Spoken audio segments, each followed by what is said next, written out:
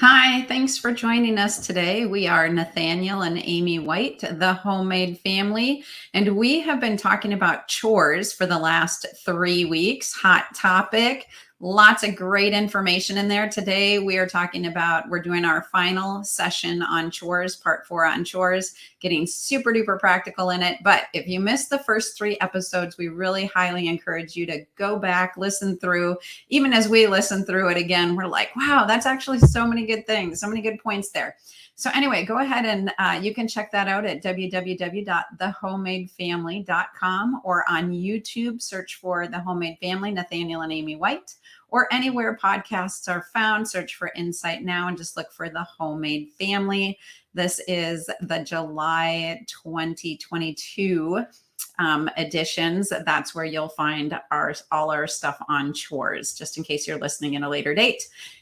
We are, as you notice, not actually live today. We're pre-recording because I, Amy, am traveling to Florida with my mom for a week. And so we're recording this beforehand. But we still invite you and encourage you, like, engage with comments and things like that. For one thing, it helps it helps the videos reach more people, which is really helpful for us and for those who see the videos as well. But your comments help everybody else who is on the same journey of parenting. And if you have a question, probably somebody else does as well. And we can all help each other out, and we'll interact with with every comment that anybody leaves. We just won't be able to interact live, obviously. So true that.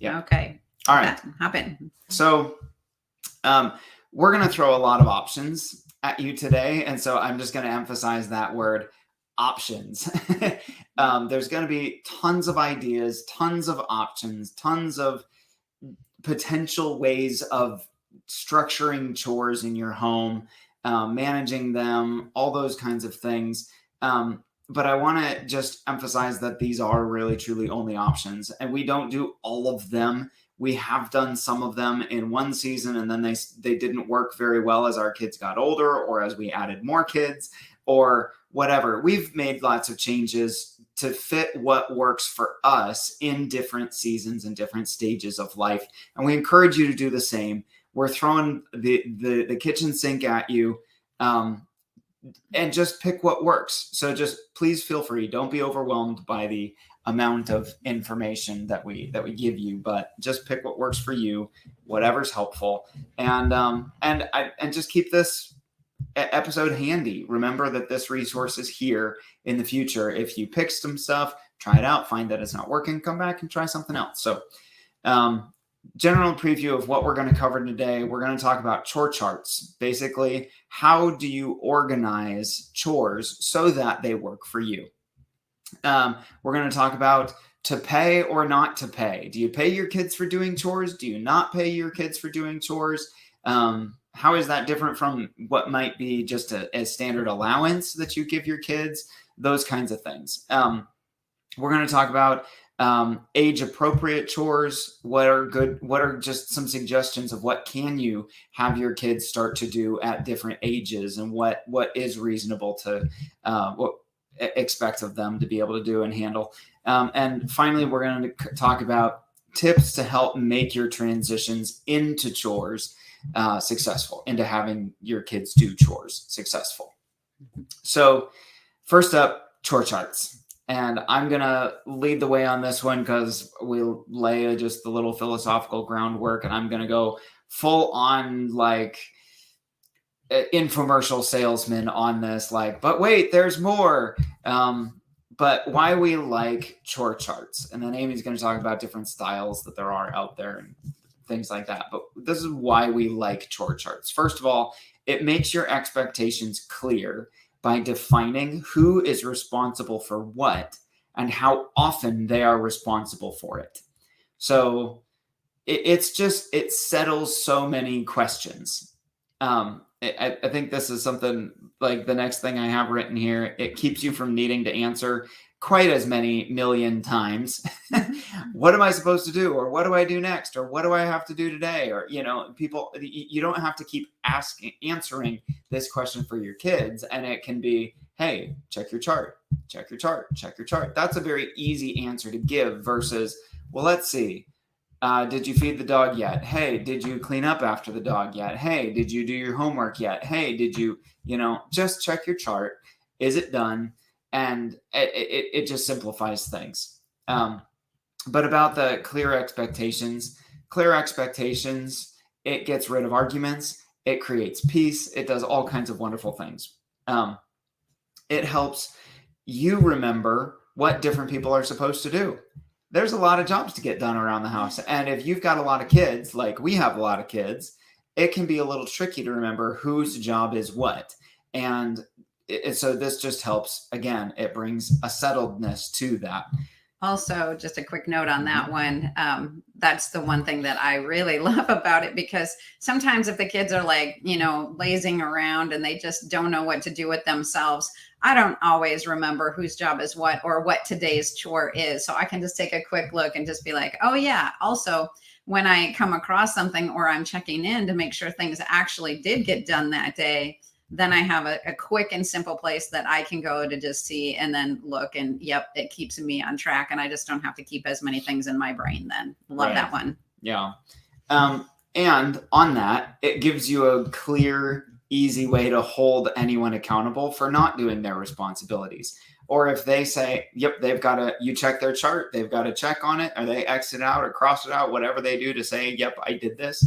And you go and you look and you're like, well, actually, there's still a bunch of pet hair all over the floor. You clearly didn't vacuum this, or you didn't do a good enough job, or whatever.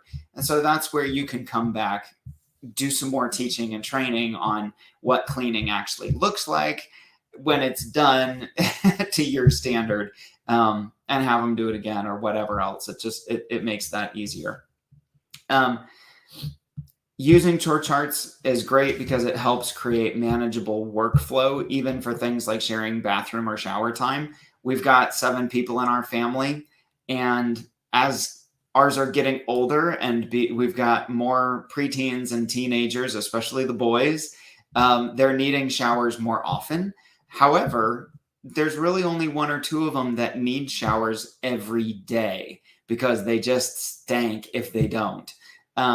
And here's kind of a funny story on that. I have 2 tween boys right now, and one of the tween boys, he hates showers.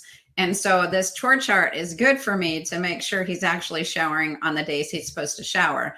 And then I have one tween boy who wants to shower every single day, sometimes twice a day. I don't know what his obsession with showers is, but now I can be like, it is not your day. Right. No, you can't shower every single day. So yeah, there just isn't room for all of 7 of us to shower every single day. But the water bills would be astronomical. Yeah. So anyway. But also, hey, you're in a home with not as many showers available, and you've got that typical like, are you done yet? I need a shower. Well, okay, now we can actually start parsing this out and breaking it apart. And hey, whose day is it? Whose day is it not? And it just helps with flow and management and all that kind of thing. One thing we love about chore charts, anything that you can do to only think about something once helps give you peace. Anything that brings clarity brings peace. Like anything that brings clarity will bring peace, because uncertainty is unsettling, both for you and for the kids. And so also, it's just easier if you put it on a chart, then it's more formally your kid's responsibility to get it done. And it can help bring that separation that's like, otherwise I would just start doing their jobs for them because whatever, it's easier than nagging them, right? And I don't want to nag them, and I don't want to feel like a nag, and they don't want to be nagged. And so, but once it's on a chart, like, no, this is actually yours. And it feels more handed over and harder to just pick up again than if it's just a verbal instruction. Mm-hmm. So let's talk about different styles of chore charts. This is a great place for you guys to listen through and then comment. I know Zach did this on one of our other streams, so you can go back and look. Different kinds of chore charts. Like, what are you using for chore charts that can help other people, systems that you found really work well, like share with us. Look on Pinterest, Yep. look on Etsy. There's going to be all kinds of ideas. Yeah, for the most part, I love Excel. And so I have been building my own chore charts for a long time. But they have evolved as our kids have gotten older and have developed more reading skills, more self-sufficiency and things like that. So what we have now, one thing I like is to have the bulletin board in the kitchen where everybody's chart is hung. And I actually have a copy of one here. This is from 3 years ago. If you're watching us on Facebook, if you're listening to this on a podcast, you can go check us out on a Facebook page to actually see. Yep. So each child has a chart with the days across the top: Sunday, Monday, Tuesday, Wednesday, Thursday, Friday. And then down the column, there's a list of different things that they need to accomplish this day. Now, this is a great place where I put the showers on and stagger the days, or every day if they need it. And also you'll notice that some of these things are just black and white, but some of them are highlighted blue. So we have found that it works well. This is actually in a different part to give daily chores and then chores that we do once a week to just keep our house clean, which I'll talk about more in just a little bit. But I highlighted those blue so that the kids know the difference between the daily things and what they do weekly or monthly. So we have a bulletin board. It's visible in the kitchen. The reason that it's in the kitchen is because if it's in the basement where they do their schoolwork, or upstairs where they're doing showers, like, it just isn't as accessible or in front of our face for that. I print it out weekly. And then I told you about those things. So that's the way that we do it now. And then the kids look at that and they actually mark a check mark next to, or fill in the box with a color. And I have a marker just hanging on a string on the bulletin board that they color in. Then we can all check that. Typically Amy has kept these in those little plastic slip case things, like in a binder. So then the kids can use a dry erase marker to mark what's done, and it just gets wiped clean at the end of every week. And then we're not needing to print fresh lists every single week. Great reminder. Yep. And then, so that's what we do now. When our kids were younger, however, we did a different system, and we tied this into pay as well, but we'll talk about pay again later. But we actually would have like a little picture. So there was a cup of milk and juice, and that meant, people filled the water cups at dinner. There was a picture of silverware, and that meant they'd put the silverware on the table. And, and so we just found little pictures so that the kids could see, because they couldn't read. And when they did the chore, they put a check mark next to it. And then at the end of the day or the end of the week, we would count up how many check marks. And I think they got a dime for every check mark that they got. And so this would really motivate the kids to go in and do it. To be involved. Yeah. And so it was simple enough that they were little and they could see the picture and easily make some sort of marker notation next to it. And, or we would have, the stickers or the stars that they could put a star next to that chore, and each child had their own so that we knew how much to pay each child. But when they were little, it was pictures and little check marks that we would, count up for them. Another method of chores that we have done and I've seen done is that our kids would have their normal daily chore checklist, but then I would make extra chores, and I put a little string or clothesline on just pinned it to the bulletin board. And then I used clothespins that you would use to hang your laundry on, or those gator clips. And I would put money and a note card with an extra chore. So if anyone wanted to earn extra money, they could just pull that clip that had that money and that note card. And then they would do that and take the money from that also. See what the chore was written on the card. And then if I do this chore, then I get the money that goes with it. Mm-hmm. Another great method that I have heard people using is that you would draw like a popsicle stick from a jar. You put all the chores on that, stick it in, and that day the kids pull out, and that's what they're going to work on that day. There's another method. Again, we use this. One thing that I kind of like about that, we haven't actually used that, but having used a system that's like, no, this is your responsibility, this is your responsibility, this is your responsibility. And we've kind of tried to divide it based on maturity levels and ability levels and things like that. But sometimes there's been the pushback, like, well, this isn't fair and I have to do all this, but they just have to do this. It's like, well, yeah, but you're this old and they're only that old, and so there's reasoning for it. But one thing I like about that stick idea is it's completely randomized and you're going to have variety. And so it's not, well, this isn't fair. It's like, well, it's just what you have, it's just what you have for that day. So I kind of like that idea. So you see how, again, I'm just coming back to say there's options in all of these. And again, we're throwing a lot of ideas out there and you don't need to implement. We don't implement all of these, good grief. For one thing, it'd be redundant to do all of them, but yeah. So there's pros and cons. You find what works best for you. Yeah. So especially for little kid, toddler years when they can't read and they can't really count but another great method is that we would have two little pockets, and one is to be done and one is already completed. And you could put pictures of things like make their bed or pick up toys or brush their teeth. You can draw pictures of these. You put them on a little a card in an envelope, and then the kids would look and they'd be like, oh, that's the one I've done. And they move it over to the done pile. And so at the end of the day, their to-do pile should be empty and their done pile should be full, or you can check what other things are on there. Honestly, we use that method a lot for screen time in our home, but we'll talk about that sometime when we're doing screen time. But like the kids got, one 30-minute show and one 20-minute Kindle time. And once those cards have been moved over, it was done for the day. But that's another method of doing chores, especially for young kids. The sticker charts, I think everybody's seen those. You can even buy these, online, just a list of things to do, and they put a sticker on every time. And the kids, especially young kids, like that because it feels like a reward just even to put a sticker on, like, oh, stickers. Yep. Magnetic charts, again, the list of things to do, and they put the little magnets on. And then there's another system that I've heard that I love, just a couple of Instagram mamas that I'm going to give a shout out here to, but they call it a penny reward system. And basically you have your jobs and you can earn pennies for additional good things, but you give them pennies, they collect them in their jars. And then at the end of the week, they get to go shopping at a store that you have created. You go out to the dollar store and you buy things like that, or they can cash it in for extra screen time or date night or things like that. So you can find the penny system at M is for Mama out there on Instagram. It's m.is.for.mama, or go on Amazon. Search for her book, M is for Mama. I love that book. I'm reading it now. Just so many amazing things. And it's the penny reward system.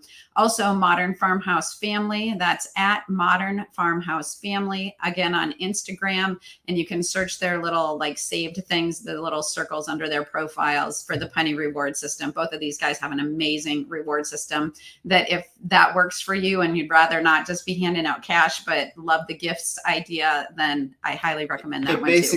It's like Chuck E. Cheese, yeah, or an arcade. You get tickets, you get tokens, and you come back and you can cash them in for various levels of rewards. Mm-hmm. And so you can appeal to the kids who are like, I want my instant gratification, and they get the instant gratification with cheap stuff from a dollar store.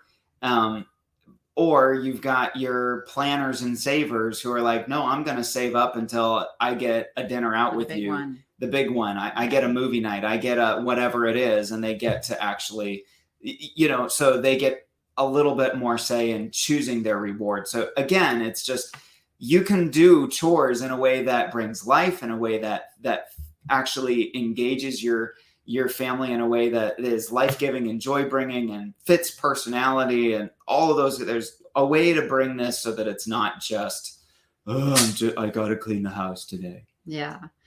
So ways that we do chores.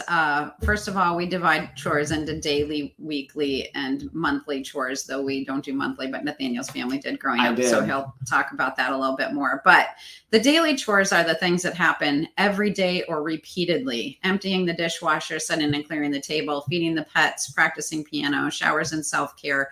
All of these things they happen every day, sometimes multiple times a day. Now, in our home, we break it down by child. child. So one child's job is to always set the silverware on the table. Two children actually unload the dishwasher. Every single time it's full, I call those two children. That is their assigned job. One child puts away the food after a meal. So we break it down by child. They have an assigned job. It is their job for now and forever. Until maybe a year or two, and then we'll switch. And now you get to do the silverware and you get to unload the dishwasher. And we try to make it so that it kind of weighs out the same. Well, the dishwasher does get emptied 3 or 4 times a day. Vacuuming under the table. True story. True story. Our dishwasher gets emptied 3, maybe 4 times every day. Yeah. So like the vacuuming the upstairs versus the vacuuming the main level, those are pretty big jobs and they need to happen a couple times a week. And so the child that's doing that will have an easier mealtime job. And then they just own those jobs pretty much forever until, they're like, can I trade out? Or so the older kids have the more complex jobs and the younger kids have the easier jobs, but they might have to do those easier jobs like a couple more times a day. Our weekly chore chart, we kind of discovered this. We were house sitting for one of my bosses. It was like a 9,000 square foot home. And we had to clean every single day, but we would just choose like one room of the house. And every single day we cleaned that part of the house. And then the next week we start over and clean the whole house. So we just kind of kept that going. So like Mondays we do bedrooms, Tuesday is the basement day, Wednesday is the bathroom, Thursday is the mud room. Twice a week we vacuum and sweep like the entire house. And because we've got 3 cats and a dog. Laundry used to be like we'd always wash on Tuesday, fold and put away on Wednesday. And so we just have these rotating chores that happen on that specific day of the week. Again, this helps build habit and just knowing like, well, it's Monday, so I better clean my bedroom today, because Tuesday somebody's going to be vacuuming that bedroom. So it's got to get clean on Monday, and just keeping those rotating chores going. Washing the bathroom towels and sheets, mowing the yard, and picking up after the dog are also weekly chores. And then as far as monthly chores, we personally haven't done this much, but Nathaniel's family did growing up. And what would be some of the typical like once a month we would? I had I had a chore chart. It was just, here's your outline, and it was magneted to the fridge, which doesn't work as well now because most fridges are stainless steel and not magnetic. But anyway, some of the monthly chores we'd have, I think even sweeping out our garage was a weekly chore that I had to do. So just the other ideas that helped that sort of thing. But monthly chores that I would have to do were things like maybe mopping the floor or washing the car or washing the windows or things like that. Honestly, the silliest little things that my mom would have us do so that we at least learned the skill, like we would iron placemats and napkins, but at least it got us ironing. And I don't remember whether that was a weekly chore or a monthly chore, but we were doing that, so you can find all kinds of different things that it's like, I think that honestly, I would like to start doing some of this with our kids, just from the standpoint of like, hey, we had a certain level of clean that we lived in before we had kids. And then that level of clean definitely went down. And it's like, even just to try to get back to where we'd like to be, or where we will be once we're empty nesters. There's some things that I'd like to just kind of push them on a little bit that, it'd be nice if we get there. So the monthly chores could be things like that. And actually there were some that were even seasonal, like taking the window screens out of the windows and washing them out, because where we lived, they'd get really dusty and they'd get full of like cottony seed pod type stuff and whatever. They just needed washed out. So yeah, those kinds of things, seasonal, just do them once a year, but they would be on my chore chart. Yeah. And I love what you said there about like, it seemed a ridiculous little task, but it gave you a skill for life, learning how to iron. So involving your kids in some of these things and realizing that it's not just about work and work to be done or like keeping your kids entertained or whatnot. It actually is about skills and equipping for the rest of their life. Right. Okay, to pay or not to pay. I'm kind of watching our time. We're already at 25 minutes. So to pay or not to pay. We have wrestled back and forth with this. And I mean, I think everybody does. So here's kind of the two. Not with each other, with the concept. With the concept, right? So first of all, full disclaimer, we don't pay any of our kids anything. They don't get an allowance or any chore money at all right now. In past seasons, we have paid them, but at some point I just got tired of trying to manage it or make sure I had the right amount of dollars or things like that. And so as you know, we start when they're young and we were training them in these things and there was benefit to them. So it built a skill and a habit and a lifestyle mindset. And now we don't pay, nobody even complains or even asks for money, you know, and things like that. But here's kind of the two philosophies of to pay or not to pay. Did you want to cover that? Sure. Okay. I mean, basically, it's really simple. Like, hey, to not pay. I don't get paid for cleaning my house. Why should you? Eventually, you will also not get paid for cleaning your house. But I mean, you will get paid, but the payment is in my stuff lasts longer because I take good care of it and I do the good maintenance that's required to upkeep on these things. And so there is a payment, but it's a different kind of payment. It's just that you get to keep the stuff that you like to have. It stays in good condition. So there's just, hey, here's life. You don't get paid for chores. It's just part of taking care of your house. And it's just what we do. And yourself. And it's just what we do because it's the responsible, mature thing to do. So there's that side of it. The other side is, as an adult, I do go do work and I do get paid for that work. And so when your kids are not old enough to go get a job that they are paid for, it's nice for them to have something where they can also learn, hey, doing work and doing work well earns money. It's worth being paid for. And especially in some of those things where we're talking about creating a sense of instant gratification, like I did this and I got paid. Woohoo! Like it can train help kids engage in a healthy work ethic because there's a reward that reinforces it as a good thing. So there's kind of both sides of it, and they're both right. Mm-hmm. Yep. So some of the ways that you guys can pay or that we pay is per chore. That's kind of that dollar attached to a card that says clean the bathroom. You know, you get this much money for this and you get that much money for that.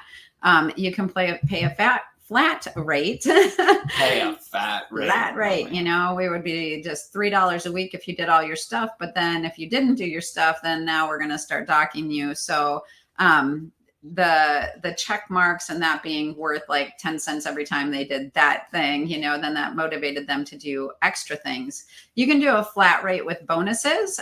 We've done this also where this is just your daily stuff. You brush your teeth, you take your shower, you set the table, you do the dishwasher. Do what's on your list. You do what's on your list, you get this much. But then you have options to earn more by doing these extra chores, and we'll pay you extra money for that.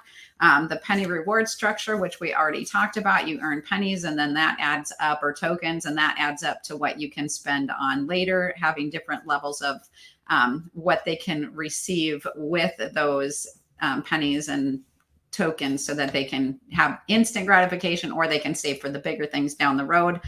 You can pay with the other rewards. They don't have to be cash. They can be, extra screen time, date nights, things like that. Paying now versus paying later. We have found that the younger the kid is, the more quickly that they will learn if you can pay them faster. So we really do work to pay our kids faster, like sometimes even daily when they were young, and using that check mark system, because then they felt that instant reward, versus now that they're older and they have understanding, then they were being paid weekly for that. The younger kids have a harder time connecting the dots between the cause and the effect. Mm-hmm. I did this and then I got paid. The longer that distance between the cause and the effect is, the harder they have it connecting, the harder time they have connecting those things. So the closer, if you put them right together, it's like, oh, I did this and I got paid. Yeah, especially if you're starting a little bit older kids on a new system, paying them more quickly will also help them be less crabby about it or giving you kickback. Generate momentum. Yep, it generates momentum, it creates the desire. And what you're working towards is after you do something so many times, it becomes a habit. And then it's just part of routine in life. And so it's not triggering that, like, oh, you're offending me by asking me to do this because I just want to sit around and do nothing. So they get that instant benefit, that instant gratification. And then as it becomes habit that they do over and over, you can lengthen out the time. Okay, now we're going to pay weekly. Now we're going to pay monthly. Now we're not going to pay at all just because, you know what, everybody does it. It's all the mindset that we have. And you don't even need to. And then sometimes we just give surprise rewards. We do this a lot now because our kids aren't getting paid. But if we ask them to go above and beyond, like we're either serving somebody else, or it's like, man, we've got a big clean, deep clean, and they do it well. They do it with happy attitudes. We'll be like, hey, let's go out for ice cream. Like, you guys did such a great job. Or, we've done this so well. Let's go out to dinner at such and such, or we just find a way to celebrate, take them mini golfing or something that would be a reward for them, or extra pizza and movie night this week, or things like that. So finding this special, or sometimes it is cash. Yeah, sometimes it is cash, the surprise reward. Like if it's house cleaning and you see that most of the kids are just sloughing off and doing nothing, and one kid is definitely pulling the majority of the weight, we'll be like, you know what? Thank you so much for your extra effort. I saw how you did that without and especially complaining. If they did it without a good, you get this. Yeah, we'll just slip them $5 or whatever. Just and that again helps create the motivation the next time to actually do that. It's well. Worth it to have integrity even when those around you are not. Yep. Okay, tips to make your transition into chores more successful. First of all and foremost, make it manageable for you. As the parent. You as the parent. Yes. Because you will be managing it. You will be reminding them. You will be carrying them through it. You will be working hand in hand with them. You'll be teaching them how to do the chores that they are doing. You got to know that the upfront, the first stages of this are going to be the hardest, the most time consuming. Because you're having to train and you're having, and it's just training and skills and them learning new skills and making mistakes and you cleaning up mistakes or helping them see how to do it properly. Just all of the process of initiating this takes longer. So that might be like, hey, let's ease our way into this. Let's start with one chore this week. Next week, we'll learn another one. Next week, we'll learn another one. And, it can snowball, but make it manageable for you. Yep. As far as like starting chores with toddlers, they can join you in the jobs that you do, in cooking, in baking, in setting the table. Give them small jobs, do it with them, and then celebrate very much that heart of helping. And when they do want to help, don't tell them no, because it does make extra mess and it does make extra work. Instead, celebrate that desire and cultivate that desire in them so that it can grow. And then remember that you aren't going to have perfection from any of your kids the first several times, or maybe even a year into the process. But this is a great opportunity to just take them back, work on the skill again, and then moving on to the next thing. So starting easy and making it harder as you go. That can be something as simple as you're going to set the table anyway. So as you take the forks and knives, let your child take the spoons, or something like that. They want to be with you. So just give them something to do that is, they can handle that. And then they follow you around. You're like, yep, put it here, whatever.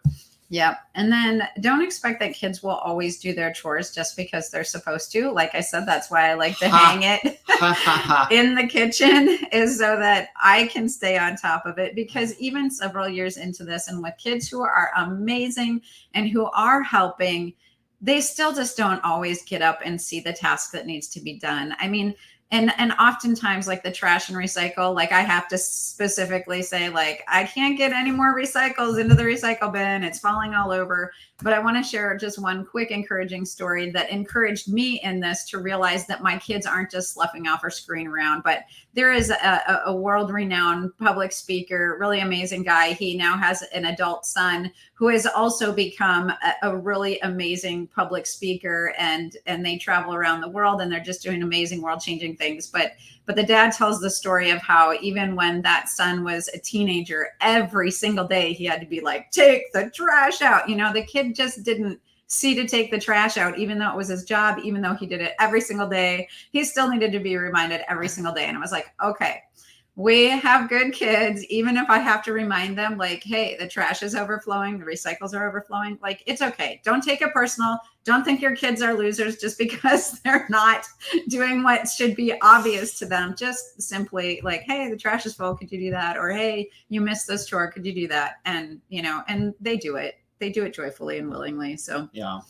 And, you know, I think I'm just looking at kind of the rest of what we've got here. And I'm just going to sum it up and say there's going to be ups and downs. There's going to be good times. There's going to be times when they work hard. There's going to be bad times. There's like grumbling and complaining and dragging their feet.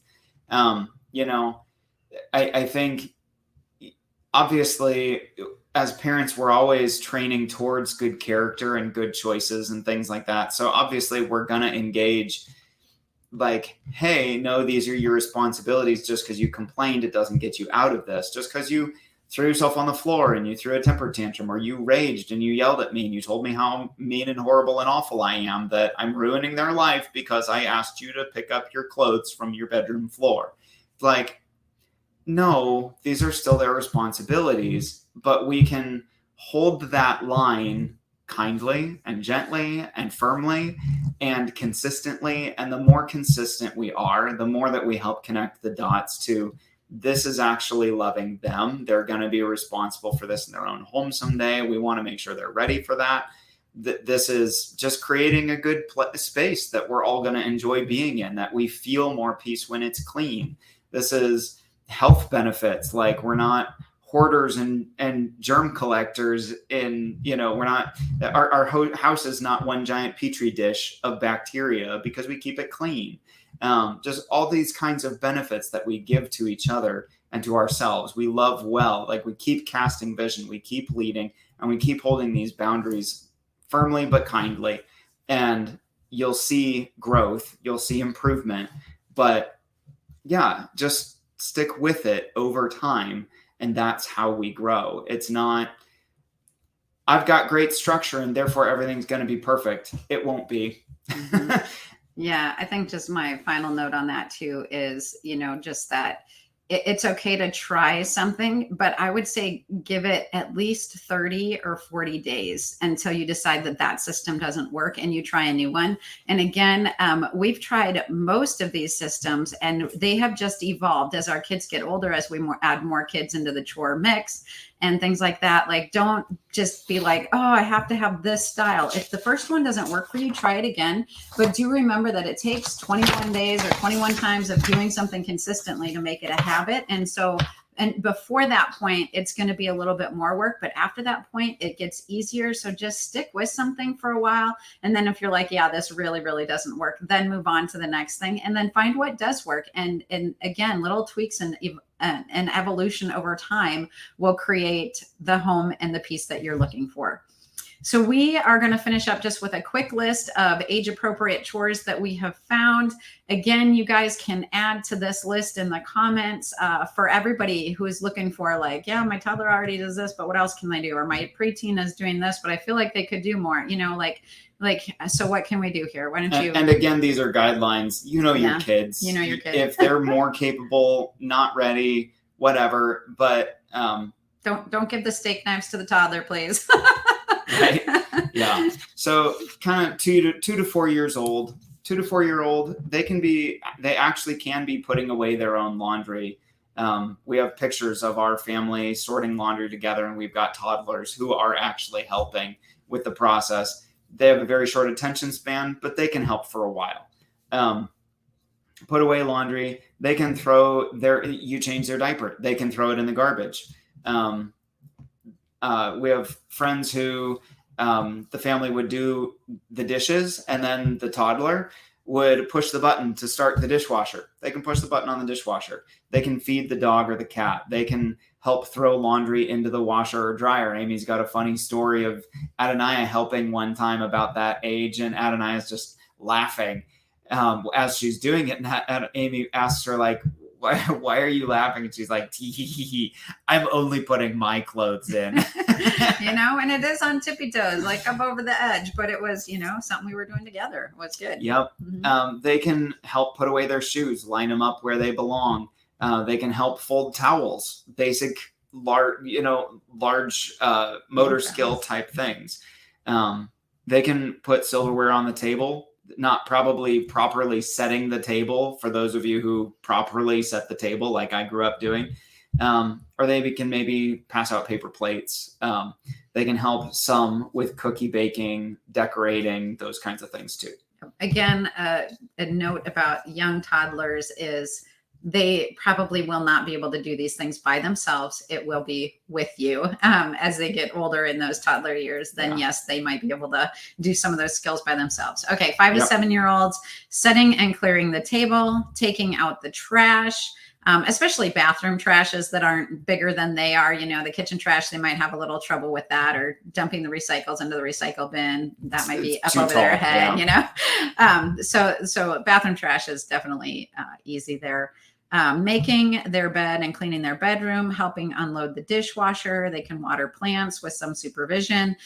Washing the dishes, they can stand on a chair if they can't reach the sink, sort and put away laundry, and dry the floor after you mop. So we have a wood floor, and when we mop the floor, it leaves big streaks if we don't dry it. So I get all the kids with their towels on their hands and knees running around drying the floor after I mop that area. And they love it. They play race cars, and it's always this, who can do the most. And anyway. Yeah. 8+ years old, they can wash and dry the laundry. They're able to sort. It's not that complicated of a job. So sweeping, go ahead. No, I was going to say pretty much after 8+ years old, they should be able to pretty much do almost all of the things in running a home. Yeah. So maybe, some of the cooking and baking, like things with hot things, you might want to wait till they're like 10-ish or, a little after that. But it's amazing the skills that kids can have here. So yeah, sweeping and mopping, vacuuming, helping with meal prep. Certainly they can make their own lunches. Basic sandwich making, that's not that complicated. Peeling carrots, cutting potatoes, cleaning bathrooms, dusting, like Amy said, pretty much anything that is running a home.